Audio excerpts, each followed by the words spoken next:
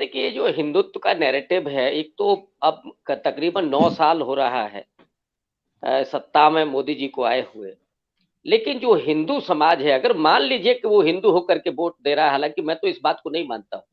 और शिवाजी ने कई बार इस बात को कहा और मैंने हर बार इससे इनकार किया कि वोट देने के बहुत सारे कारण हैं, उसमें जातिगत कारण भी हैं, उसमें और भी तमाम तरह के कारण हैं कि जिस आधार पर भारतीय जनता पार्टी को वोट करते हैं लोग।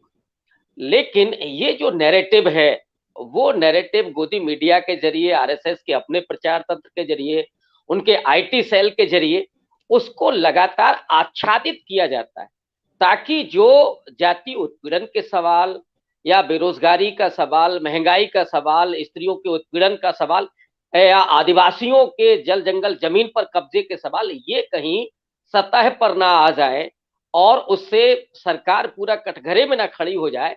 इसलिए आप केवल ऐसे ही मुद्दों को उठाए रखिए।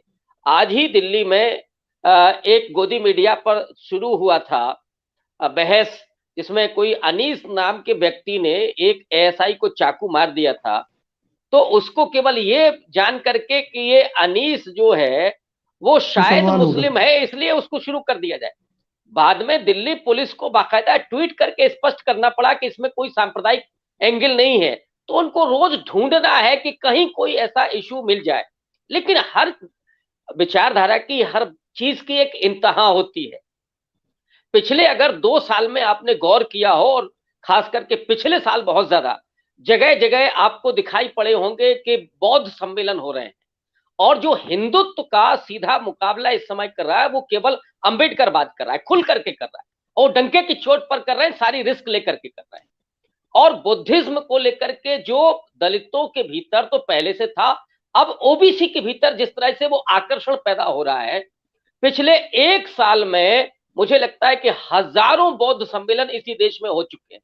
एक और नई बात मैं आपको बता दूं, ये जो आरएसएस की शाखाएं चल रही हैं, इनके बरक्स बहुत सारे बुद्धिस्ट लोगों ने उसी तरह से तमाम जो जगह है ऐसी खुली जगहों पर, वो पंचशील का झंडा ले जाकर के वो उसको सामने रख करके वहां बुद्ध वंदना कर रहे हैं और लोगों को जोड़ रहे हैं। बात वो कुछ नहीं कर रहे, लेकिन बुद्ध वंदना कर रहे हैं। तो ये जो दूसरा उनकी भी नैरेटिव बारी खड़ा हो आएगी। रहा है उसके बिल्कुल, और ये चीजें आ रही हैं सामने, और इसलिए आ रही है कि बाबा साहब ने तो क्रांति प्रति क्रांति किताब में जो लिखा कि हिंदुत्व और बौद्ध का ये पुराना संघर्ष है, उसमें एक बार बौद्ध धर्म ने हिंदुत्व को पराजित किया, फिर हिंदुत्व ने बौद्ध धर्म को पृष्ठभूमि में धकेला, और उसका जी। मुकाबला वही करेगा। और इसको मैंने एक बार भी और कहा था कि बाबा साहब ने 56 में जब बौद्ध धर्म ग्रहण किया तो उन्होंने बहुत सोच समझ करके कि आगे चल करके अगर हिंदुत्व तो एक बड़ी ताकत के रूप में सामने आता है तो उसका मुकाबला यही नवयान बौद्ध धर्म करेगा। एक तो ये, दूसरा, इस हिंदुत्व के जरिए हुआ क्या है। अगर वास्तव में हिंदुओं का कुछ उत्थान हुआ होता तो ये नैरेटिव शायद चलता। हुआ क्या, नौकरियों में आरक्षण पूरा खत्म हो गया, ओबीसी का और एससी का, एसटी का, आदिवासियों का, वो आपने सारा खत्म कर दिया।